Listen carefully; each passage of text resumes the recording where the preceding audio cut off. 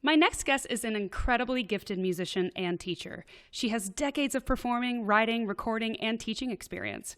Her move to Nashville in 1991 led to songwriter gigs, frequent shows at the world-famous Bluebird Cafe, and she's toured with Martina McBride, Pam Tillis, Jody Messina, Sarah Evans, Tanya Tucker, and so many more. She's one of 4 women in her all-female vocal band, Queen of Hearts. She's taught so many industry heavy hitters like Little Big Town, Carly Pierce, Tom Douglas, Brandy Clark, Living and Said podcast guest Maggie Rose, yours truly, and so many more. She is the teacher in Nashville, Tennessee. Please welcome to the podcast, Ellen Britton. Hi, Ellen. Hello, Olivia. Thank you for including me in your wonderful podcast. I've been looking forward to this ever since we decided to do it. I know. You are somebody who's been with me probably the longest and has seen so much growth in who I am as a songwriter and as an artist. How long have we been working together? Like 8 years you've been teaching me? Oh gosh, I'm not going to argue with you. There you go. I'll go with years. It's been a bunch of years. And yes, do you not feel like it's been like the journey of 10,000 steps or something? You've come so far in every way, in your singing and your writing and your performing and your guitar playing, just your music brain and your artist brain. It's just been an evolution. You've come so far. Sometimes it takes a while to make that kind of progress. And you were there for pretty much every single step of the way ever since I've been in Nashville. I was coming to you for guitar lessons before I even moved to Nashville. I think I was spending my summers in Nashville interning because I was still in college in Los Angeles, which is where I met your son.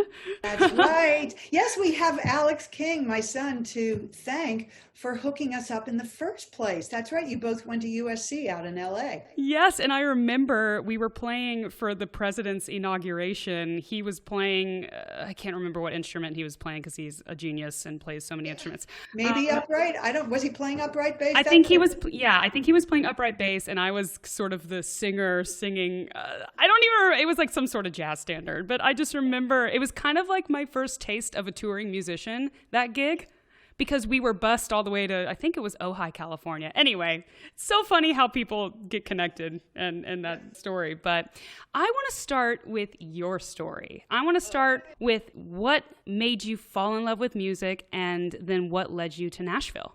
So I grew up in a musical family. My father was a folk singer, kind of in the Pete Seeger, Joan Baez generation. Really, Pete Seeger, if people know who that is, was kind of his contemporary. So my dad had a beautiful, beautiful voice, a singing voice, a trained vocalist, but he really made his career in folk music. He was a performer. This was actually his full-time job. He was actually a professional folk singer, which is a pretty small club of people. But part of what he did also was teach. So I'm actually a second generation guitar teacher. So I've been playing guitar since literally before I can remember. I don't remember starting, so I must have been teeny weeny. And really the only reason that a teeny weeny little kid would be playing the guitar is if her father were a guitar teacher. So that's how that got started. And then I had an act with my sister. We were called the Britton Sisters when we were teenagers, and we toured around playing a lot of colleges and coffee houses. And then my very first trip to Nashville was in 1982, believe it or not. So that's been quite a while. A friend of ours whom we knew from Philadelphia, fellow musician, his name is Michael Bacon. He's Kevin Bacon, the actor's brother.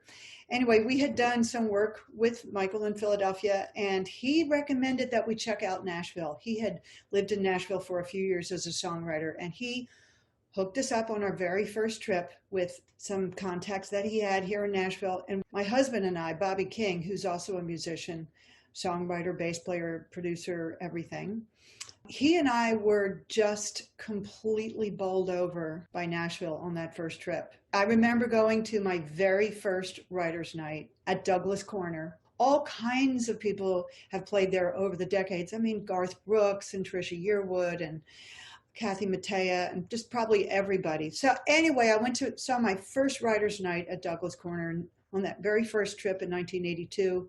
And it just rearranged my molecules. I could cite the reasons why, but it was really just a visceral feeling. It's pretty scary because I don't really love change. I have to confess, I don't need a lot of change. And so the idea of picking up and moving to Nashville was really pretty scary. I think I may have skipped the part where I said I'm originally from Philadelphia. That's where I grew up.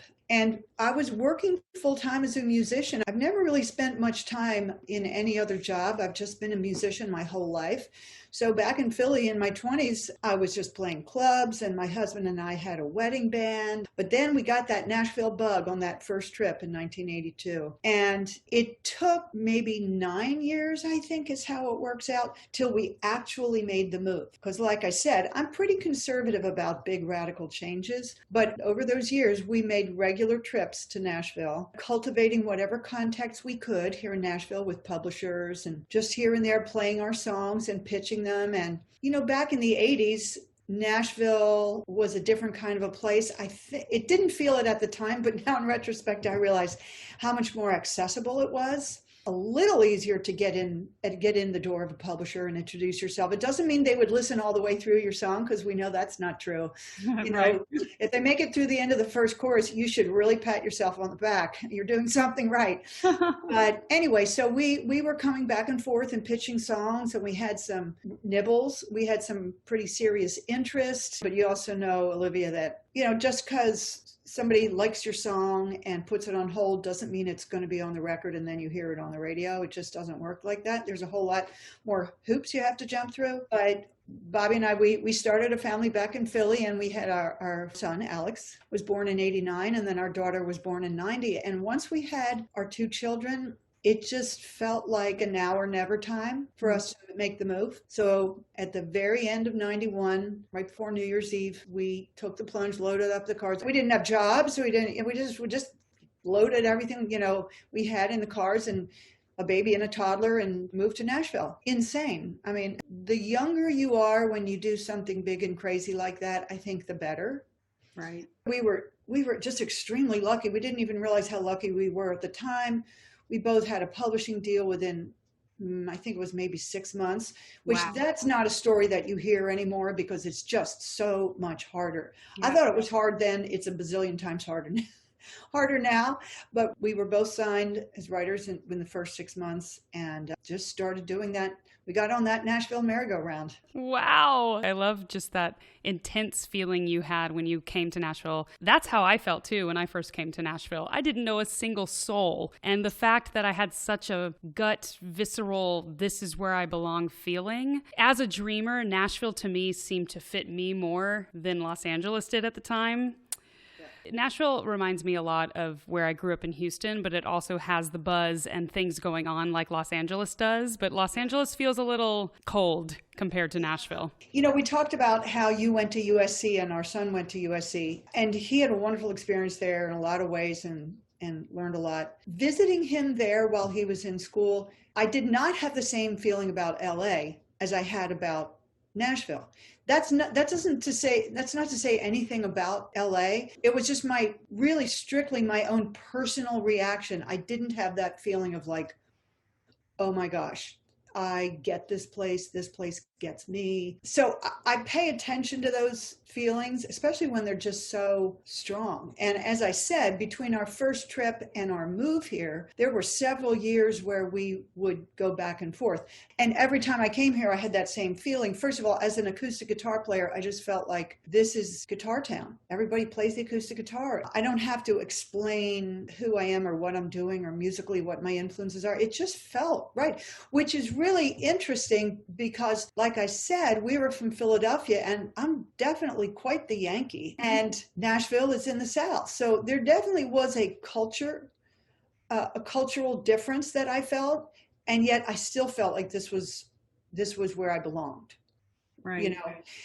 And I met all kinds of amazing people. I feel like anybody who moves to Nashville to be part of the creative community, this is such a common story where you meet other people. And I felt as though I had found my tribe.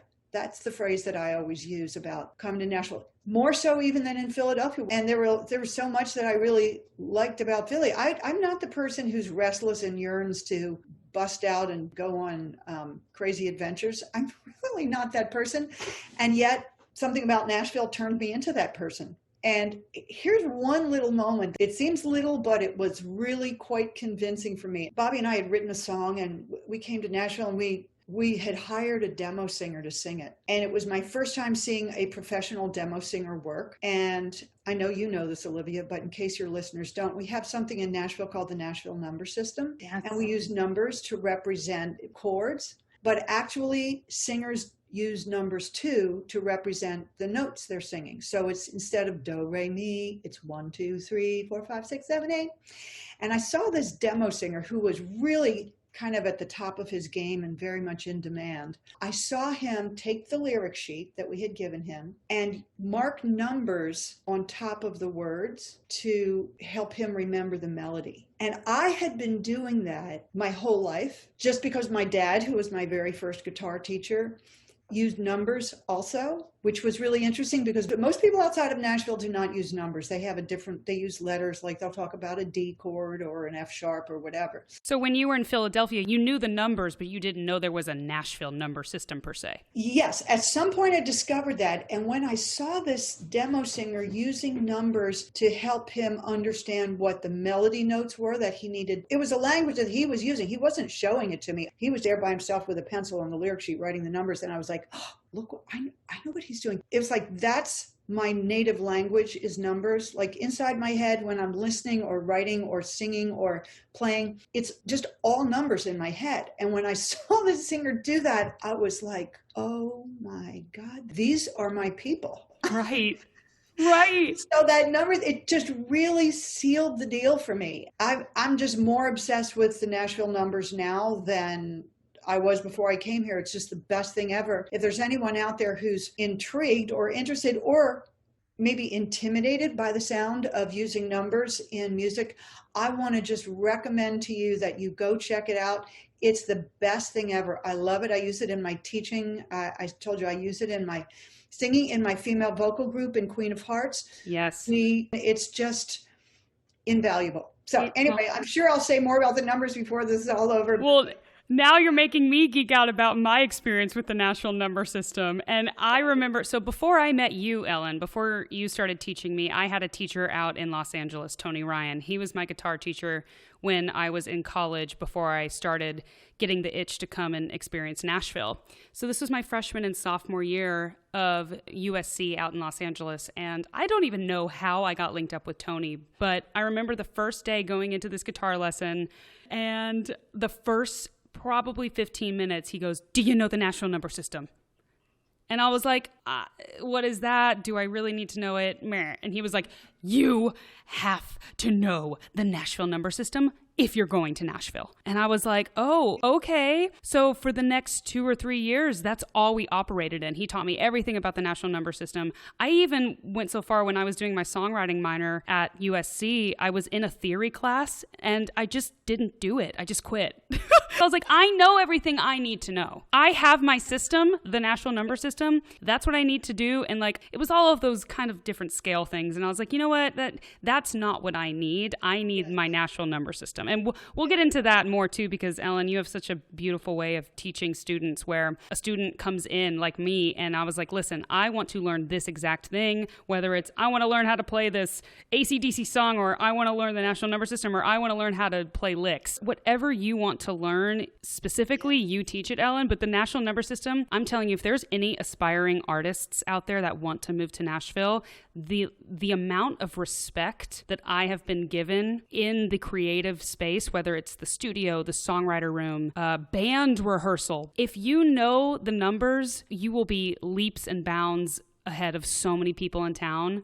And the amount of respect that I've gotten, you know, just being a woman who's running her own business and running her own music and doing the whole thing and spearheading my image. I walk into a room generally full of men who are on the session or in band rehearsal, and the respect is there because I know this Nashville number system and it's a language that we all speak here. But that idea of commanding respect, if you've done your homework and know the Nashville number system, that's a game changer. Because as a young, attractive female walking into a room, mostly or all men, if you can talk numbers or look at the chart, if you're in a session, everybody has a numbers chart, it completely changes the way you're perceived and the way that people will interact with you, how much credibility you have, how much they will listen to you.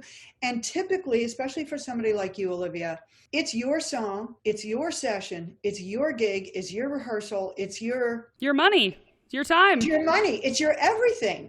And yet there's a sort of default that works against a young, attractive female who walks into a situation like that. Typically, the people that you're going to be working with, the hired hands, they're probably mostly or all men. They're probably older and more experienced than you, because you don't just roll out of bed and get a gig like that. You typically work for years to get to the point where people will hire you. And so for all those reasons, there's a kind of disequilibrium when you walk in, and you need to do what you can to fix that so that you can be in a leadership position. And the Nashville number system is probably the single most important thing you can do. Maybe there's 2 or 3 other things that are close behind it, like don't just giggle and apologize all the time. I mean, that's another good place to start. Right. Just the way you handle yourself in that role. But probably the Nashville number system is the number one thing. And it is not that dadgum hard. It is not trigonometry. Here it is. 1, 2, 3, 4, 5, 6, 7, 8. You think you can handle that? I do. Yeah. I think we can count to 8. I think we're okay. So yes. That's kind of it.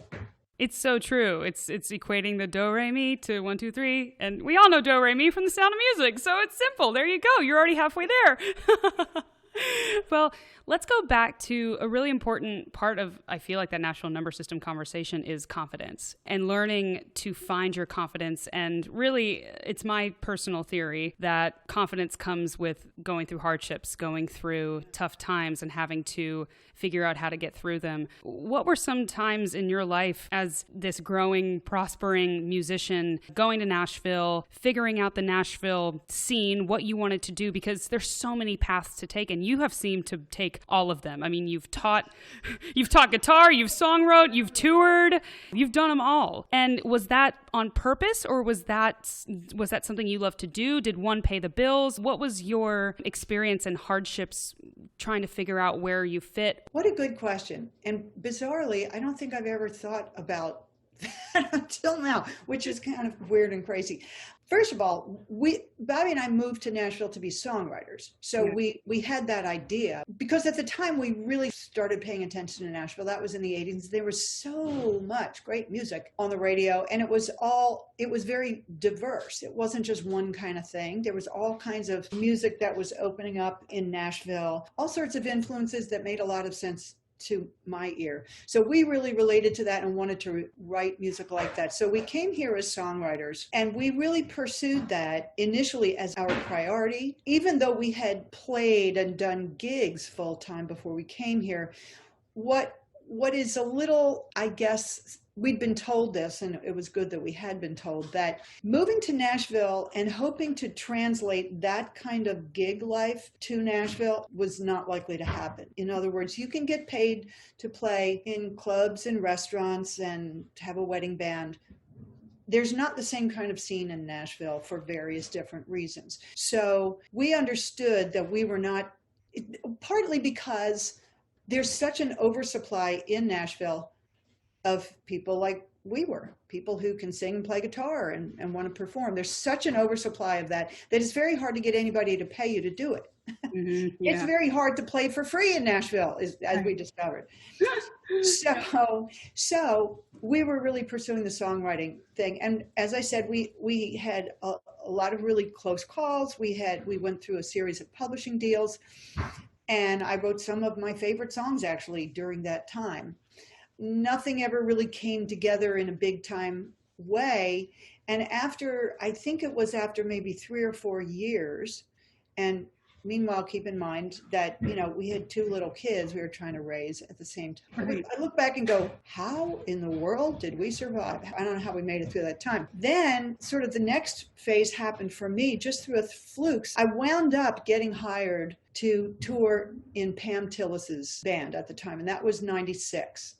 She was looking for an acoustic guitar, rhythm player, and harmony vocalist. And somebody mentioned my name. So I got a phone call from somebody who heard my name from somebody else and asked if I'd be interested in auditioning. And that started sort of the next phase of how I spent the next 2, 3, 4 years in different touring bands, which was an amazing experience. Looking back, I did not really totally understand how lucky I was. There was a lot of luck playing into it. Before I tell you about the luck part of it, but you can only take advantage of the luck if you have the experience to lead you up to that point, to be able to say yes to an opportunity, to be able to step up. Even though I didn't know that that's what I was preparing for, I did not move to Nashville to be a player in somebody's touring band, even though I loved every second of it. It was just an incredible experience for me, but that wasn't my goal. But the fact was that I had been developing really all my life a skill set that would turn out to be valuable in that situation. I mean, I played guitar. I had been singing harmony my whole life. And so the luck part of it was necessary because I actually had never been a side person before. I'd only ever done my own thing. I'd always been at the front. And this was a situation where, no, you're there as a support person. You're there to support the artist, whatever that means, on guitar, singing, just... Which is a whole nother discipline, in itself, and a different role to play. And I actually loved it. I found it to be so much less pressure than being the person in front. Right. It was like, I mean, I just found it so thoroughly enjoyable and actually lower stress in certain ways. I mean, you have a different stress of, well, this person is your boss, and you get hired and fired according to how happy they are with you and how well you do your job. But I loved it. So I had never been in that role before. Somebody just knew that I played guitar and sang well, and they put my name in the hat and I auditioned. Turns out, only in retrospect did I fully appreciate that they had to hire somebody fast. They had dates coming up pretty soon and they needed somebody. So I did my audition. It just so happened that Pam's single at that time, I think it was called The River and the Highway, and it featured, the record was built around a finger picking acoustic guitar, and that was kind of my specialty. Right. So I was just able to step right in and do something that I'd been doing my whole life, and they really needed somebody who was strong in that particular area. And I was just lucky that it timed out that way. I had to learn pretty quickly how to do my job. There wasn't a lot of time. People were there to help me, but I had to figure it out quick and step into that role with not a very long timeline. So that was a lot of pressure. And I'm sure I didn't sound fabulous at the first show, but I was able to ramp up fast enough that I was able to keep the gig. And I was out with Pam full time in 96 and 97. And that was just like a college level education in itself, in music. Oh my gosh. In every way, just how to be a side person, how to handle yourself in sound check, how to be a team player, how to support your fellow musicians. And then also back in Nashville, you had a family. And that was really hard on my husband because at that point, I mean, my kids were little. They weren't in school yet, or my daughter wasn't in school. Anyway, it was really hard on him. It was hard on my kids, I have no doubt. It was really hard on me. We toured a lot. That first year we did 130 dates plus TV, plus travel days. I mean, you really are gone, let's just say half the time. That's really hard. And sometimes for weeks at a stretch. So that's a really tough thing to do with a young family. At the time, though, having the income from a gig like that was a game changer for the family. So that was a compelling reason to do it. And it was also just an incredible opportunity to make extraordinary music. I can't say enough great things about Pam Tillis. She's an unbelievably gifted singer, songwriter. She's a genius performer. It was just fantastic. Now, living on the road, I'd never lived on a bus before. And, you sleep in your bunk, and I just had to get used to all of that. Around dudes as well, too. Yes. Although, the funny thing is all of the artists that I toured with, they just all happened to be female. And That's so nice. That was a wonderful, again, looking back, I don't know that I fully appreciated how that changed the working environment, that the artist is a female. So that was that was very helpful, I think, to set the tone that the leader, the boss, is a female. So that changes things. So with touring, after your touring chapter, or did it happen kind of in the same time? I can't imagine you were able to teach guitar lessons while you were touring. Teaching had to work around the touring, because when you're in somebody else's band, they give you the tour schedule. There's no, well, I can't make this date. It's like, this is the job. You will be on these gigs. You will be there. Everything else just kind of works around that, because there's really no other way to do it. So I was out with Pam for 2 full years. And then in 98, I was out with Martina. And then after that, I was on and off with Sarah Evans, and I did some freelance things, but it wasn't full time anymore after that. Mm-hmm. And once I was off the road full time, the teaching just seemed to make a whole lot of sense. And I had started teaching back when I was a teenager, because as I said earlier, my dad was a guitar teacher, and he and my mom ran this music school, and he had other teachers, and I was one of them. And I'd been teaching since I was probably 13 or 14. Looking back, I don't think I was such a great teacher in the beginning. I think I had to do a lot of maturing before I could really step into that role the way I think of it now.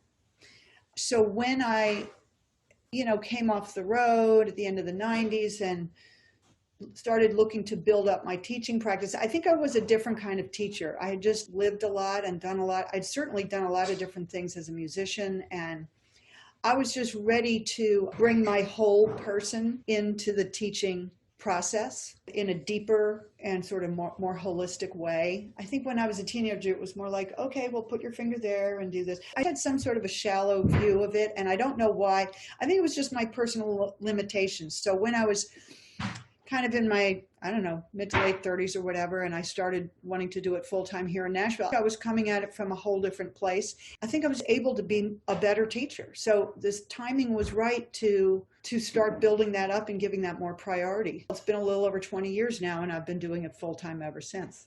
That's everything I want in a teacher. I feel like every time I came in for a lesson with you, anything that I was dealing with, I feel like our first 15 to 20 minutes was always a therapy session, because there was always a goal I had in mind. Learn this song, figure out how I should rework this song so the chords sound right, make a mashup song, learn how to finger pick, whatever I wanted to do. It came from something where either most of the time, I wasn't good enough yet at it. So there was always I need to know, I need to learn, I need to soak up what this is doing, because in rehearsal, someone talked about this and I didn't know what they were talking about, and it was kind of humiliating. So now I need to take this into Ellen because I have no idea what's going on. And it's a downward spiral. But you were always just so gentle, and because of all that experience, you were able to exactly go to where I was. You were able to dive into that thing that I was dealing with, because you had already either been through it or seen it through all of your experience of all the things and all the paths that you were able to juggle during your career, and still career to this day. Well, you said a few things there that really are near and dear to my heart. Thank you for acknowledging them. First of all, to this idea of meeting the student where they are, I think is pretty profound. In other words, in a private lesson where it's one-on-one, I think that's the whole point of that, is that that's the opportunity for the teacher to figure out what the student needs, where they are right now, how to best serve the student right there and then. Where is the student? What do they need? What are the issues holding them back? And address that as job one, or really the only job. There's so many things that make teaching a really interesting job for me. But one is to try and tune into each individual person on the day that they're right in front of me. What is going on with that person? And it's very often, I listen carefully to what people say, but there's also a lot that doesn't get said, maybe because the student can't articulate it right in that moment. But I've had enough experience that, let's say, for example, you mentioned confidence a few minutes ago. The student may or may not walk into the room and say, I really need to feel more confident about my strumming, okay? Some people will say that. A lot of people will not say it. But when I watch the person play, I can tell that they don't feel confident. It's not actually hard to tell the difference between confident strumming and, am I doing this right strumming? Or asking permission strumming? Or I'm really kind of insecure strumming. I mean, it's, if you listen and you understand what that means, it's pretty, and I can identify with it so much, it's pretty clear what is happening, whether it's said in words or not. So I like to think that I pay a lot of attention to those things, and I really can relate to it. I've been a female rhythm guitar player, and I feel very comfortable doing that now, but I can still remember earlier on when I was very insecure about, well, how do you do that? And is it okay for me to really dig in and sort of be the boss of the guitar? I mean, I had to learn how to do that. That's a personal evolution. So the thing about, you mentioned therapy and music. If music is not connected to your emotional life and all the issues that you're dealing with and all the struggles and the things you're trying to figure out, if music is not connected to that stuff, you're not doing it right. Right. Music is supposed to be connected to all those things. So when somebody walks in the room to have a guitar lesson, to do music, all their personal stuff walks into the room with them. And whether they talk about it or not, I'm trying to pay attention to it because it's all part of it. Whatever your personal hangups are, they're probably interfering, or they're certainly part of your musical expression, for better and for worse. So it's going to get dealt with either out loud or through the music or through your body. We know that singing, for heaven's sake, your voice, your heart, your brain is going to make itself known in your singing. I mean, it's supposed to, for Pete's sake. It's not supposed to be disconnected. So those things all go together. I don't know how to separate them, and I wouldn't want to even if I could. Right. There's learning guitar and learning the mechanics and learning the parts, but then at some point, the heart and the emotion and the way you play and how you hold yourself and the confidence and the way you believe in what you're playing and what you're writing and what you're singing, that has to take over. But I know that on some days I felt so out of whack and out of balance. It's like I'm living in this emotional confidence of my song, but I'm not able to adequately portray that yet on the guitar because I haven't practiced it. So I need to go to Ellen to figure out how I should have peaks and valleys during my song, and I can bring people along, because I'm probably a lot more confident without my guitar, but I knew it was important for me when I first got to town that I needed to be confident with my guitar, because that is a sign. That's another head turner. That's another little aspect of respect that people will give you if you know an instrument. I get aspiring musicians and fans and people reaching out to me saying, I want to be a singer. And I'm just like, okay, buckle in. Let me tell you all the things you need to know. First of all, you need to pick up an instrument, because that will be your greatest weapon. I so agree with that, and for all sorts of reasons.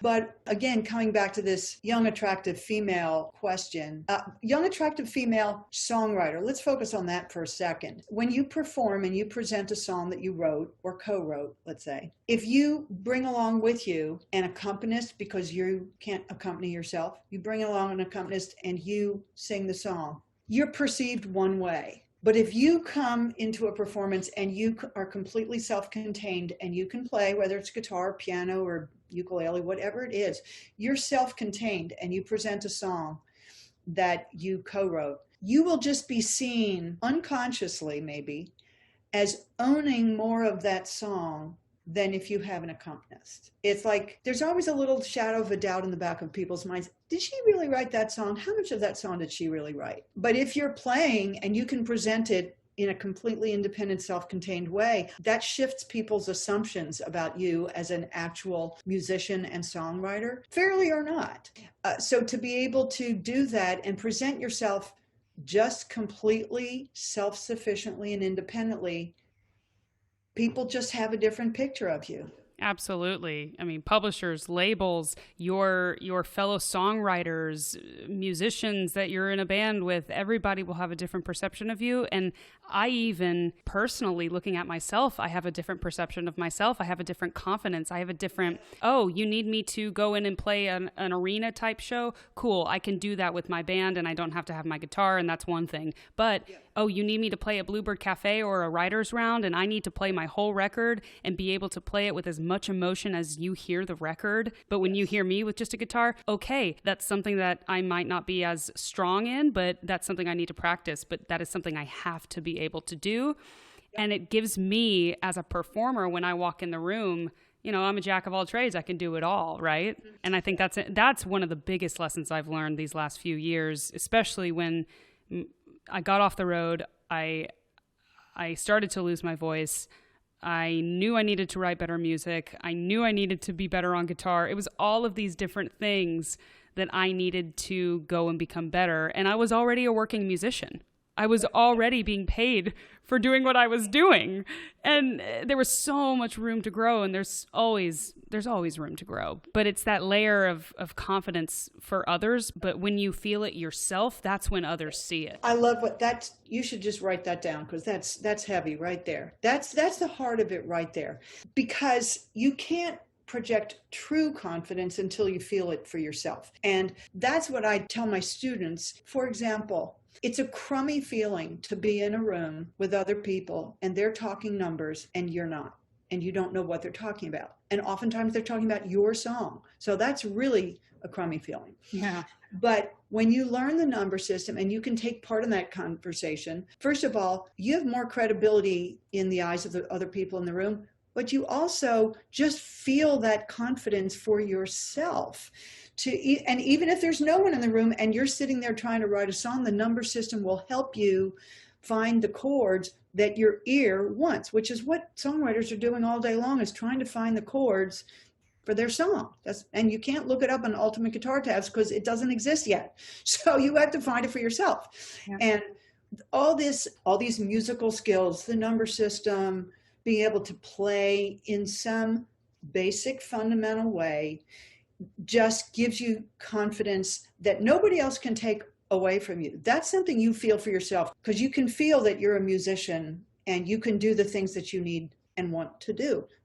That doesn't depend on anybody else's opinion. That's a feeling that you have about yourself that no one can take away from you. So until we feel that way, we're always susceptible to that imposter syndrome, like, oh, well, wait till they find out that I'm not a real musician, or wait till they find out I can't play an instrument, or wait till they find out I don't know what the hell I'm talking about with a chart, or whatever. We're always feel like we're faking it. For the longest time when I was on the road, especially from like 2015 to 2017, there was always that little imposter syndrome voice. That's really what it was. That's exactly what it was. It was like, I know I'm supposed to be here and I love what I'm doing, but something about this doesn't feel authentic. Something about this doesn't feel as authentic. And it was that confidence on every single little level: songwriter, guitar player, artist. And there's just so many paths, but it boils back down to that, what you were talking about earlier. All your life, you were preparing for these opportunities, and then luck comes along and you're ready for those opportunities, right? Yes, luck and the stars aligning does play a role for sure, but it won't work unless you're prepared and you've practiced. Absolutely. You have to do the work, even if you don't know what it is you're preparing for. I didn't know I was going to get an opportunity to play in Pam's touring band. I mean, it wasn't my goal. I didn't even know to have it as a goal. I just wasn't thinking. I wasn't directed in that way. And yet I had developed different skill sets that turned out to be a good match. So you need to be developing your skills, which kind of raises the question of, well, how do you know what to be working on? Well, having a goal, of course, that's wonderful. Goals are great. We don't always know, though. And I guess I'm a fan of, and this is probably going to sound vague and mushy, maybe, I don't know, but is to find the things that you love and move in those directions. I played guitar my whole life. I loved it. I spent my teenage years, especially my early teenage years, just playing guitar. I was a good student. I did my homework, but I think I spent a lot of time just sitting, just by myself, learning to play guitar. Not because I knew I was going to move to Nashville and need guitar playing to get a job. I mean, there was not a long-term plan. I just loved it. I had no goal or plan whatsoever. I was too young for that. But I was just like, I love this thing and I feel like I have to do it. Then I just kept developing those skills. So sometimes it's great to have goals and plans. Obviously, your life doesn't work very well without them, but it's really a question of dedicating yourself to the things that you love and have personal meaning for you, just your own personal relationship. And I think anybody who's a musician knows what I'm talking about, that music is your love and you just are drawn to do it. It's not a career that necessarily that you're thinking about, number one. You just have a relationship with music and you have to be in it. Exactly. And being in it. And for me personally, mine was, okay, I love singing and I love being an artist. But I think my naive first chapters of Nashville were, oh, wait, okay, so I have to write my own songs. Okay, so I need to figure that out. Okay, oh, I need to be able to play guitar on stage by myself. Okay, great. Like, these were all things that I didn't necessarily know I needed to do, but they were so important and so pivotal, and so many mistakes were made trying to figure out how to be that better artist. Which was my goal. That was my love. I want to be involved in some sort of music. I don't know how, but then along the way, I actually am a pretty good guitar player in my own way. The way I want to be a guitar player. Don't discount it like that. You're wonderful. Well, when you see somebody, again, to get back to this idea of a young, attractive artist, female, who can present their song in any sort of a situation, in an office, in a showcase, in an intimate venue like the Bluebird or any other place. I know you did a tour in Europe where you did intimate, very stripped down presentations. And do you have to be Keith Urban or whoever? Do you have to be some sort of flashy show-offy guitar player? It's like, no. Is that what the audience is there to see? Of course not. They're really not. They're there to see you sing. That is your first love. You're performing. But to be able to do it in a super intimate way, there is nothing more intimate than having the singer accompany him or herself on a single instrument, guitar, or whatever it is, piano, in a really intimate environment. That's what's made the Bluebird world famous. And it's just one of the most powerful things there is. And you're super good at that. You're super good at making a connection with an audience, and being able to accompany yourself just keeps all the attention in this very personal space. Right. It's not diluted or distracted anywhere else.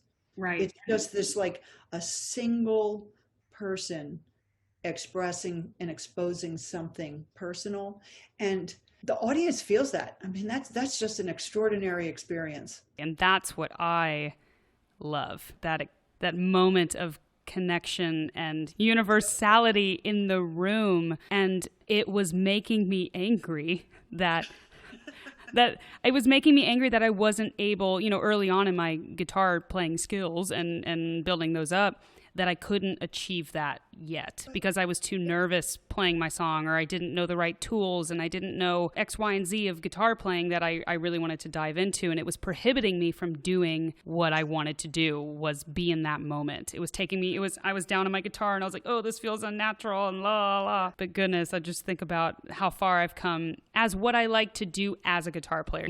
I've got the guitar that's got a huge gash in it. I like to rock out. Like I like to play just really big chords and be warm and loud, and the finger picking thing, I've dabbled in that a little bit. I think I'm probably going to eventually learn how to do that, but it's that, well, what's going to get me to what I want to play right now? What's going to get me to that connection right now? And that's where I feel like, Ellen, you're such an amazing teacher, because I swear I would come in with like the craziest ideas, and we would be working on something last week, and now I'm just on a completely different page, and you would just go along. You're like, yep, let's do it. But see, why wouldn't I do that? In other words, if the student walks in, why would I not jump on board with wherever the energy and the inspiration and the motivation is right that minute? Because it changes. Last week was last week. And the reason that I feel like I can be 100% flexible to jump on board with whatever you want to do when you walk in the door is not just that, listen, let's just be honest. This actually makes my job easier. It's like, why would I fight you and go, what we really should do is a more pentatonic scales, young lady, because blah, blah, blah. I mean, it's like, what? I'm going to like try and pull you away from what you're excited about and make you do these other things. That would just be really unfortunate and also make my life harder. But also because whatever it is that you've walked in the door that you want to work on, I know that we are going to use our basic fundamental music skills to do it. In other words, we're going to bring to bear all of our music skills on whatever project it is that you want to work on. So I'm good, because you're becoming a better musician and a better guitar player, no matter what you've got up your sleeve. And doing the things you want to do. Win-win. Yes. Yeah, it's a win-win. I want to ask you, what is your advice for the aspiring musician, maybe someone who hasn't picked up a guitar or knows that they love music, and maybe they want to move to Nashville? They've heard what's in this podcast, learn how to play an instrument, dive in, meet people. What at the essence would be your most valuable advice from a teacher's standpoint of how to succeed and how to find that confidence? I would say jump in. That's my best advice. Jump in. What I mean by that is I often see people who have an idea of preparation. And preparation is terrific. Let's all prepare for as much as we can. But this idea of I need to get ready for a while before I do anything. I actually have to be ready, and then I get to take the first step. That is thinking about it the wrong way. Do you have a whole lot to learn? I'm sure you do, whoever you are. I mean, if you're just starting out, okay, I'm sure there's a lot to learn. But I feel like there's so many things, maybe most things, that we really learn them by doing them.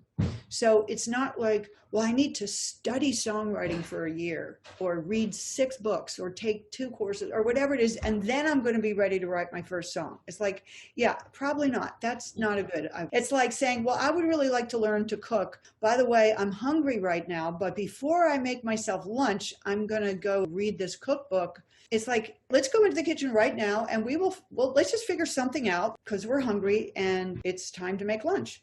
So let's figure it out. And if to the extent it turns out well, good, let's try and learn from what works. And if it doesn't work, let's try and learn from that. The learning process goes right along with the doing process. So that's why I would encourage people to jump in. So if you're interested in, even slightly interested in writing songs, why don't you write a song? It's okay if it sucks. It doesn't matter. Nobody has to hear it. You'll learn a lot from doing it. I promise you. There's no way not to. Or if you want to sing, find somewhere to sing, like right now, maybe by yourself in your bedroom, or maybe you can sing for your mother, or you can sing for the mailman, or you can sing in chorus in school, or you can find a place to sing. Don't read 11 books and then open your mouth. It doesn't work that way.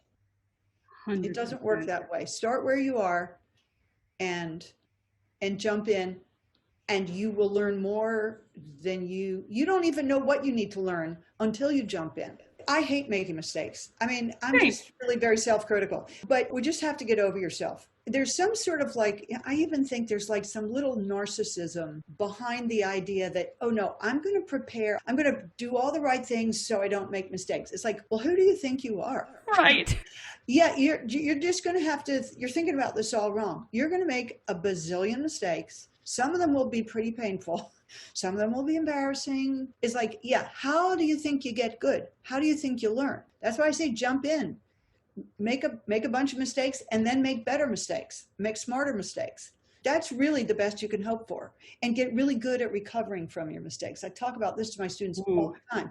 Yeah. I think I'm not making mistakes every single time I pick up my guitar. I'm just really good at recovering from them. Because I've made a trillion of them and I can recover fast enough and smoothly enough that a lot of times you don't even know I've made one. I know I have. Maybe another pro guitar player will know that I screwed something up. But it's just part of it. You weave it in. And that's a whole different way of thinking about it than, oh, well, I'm just going to work really hard and be ready and then I won't make any. Right. I don't know anybody who would say, I've been doing this a long time. I just don't make mistakes anymore. Right. I mean, I don't think I've ever heard anybody say that. Yeah, never. I don't think I have either. Oh my goodness. I can't wait for people to hear it. Thank you so much, Ellen, for talking on the Living Inside podcast. And I can't wait for everybody to hear your amazing wisdom. And I just love you. And thank you so much for being such an amazing force and teacher and really mentor in my life. I really appreciate you. It is my very great pleasure and privilege. And it's just so lovely. This is the payback for what you invest and what you give, is you get to see people really take the ball and run with it. And you haven't just put their heart into what they're doing. And if I've been able to be a small part of sort of like your tailwind, you know what I mean? That's just the best thing ever. So thank you for being such a good soul.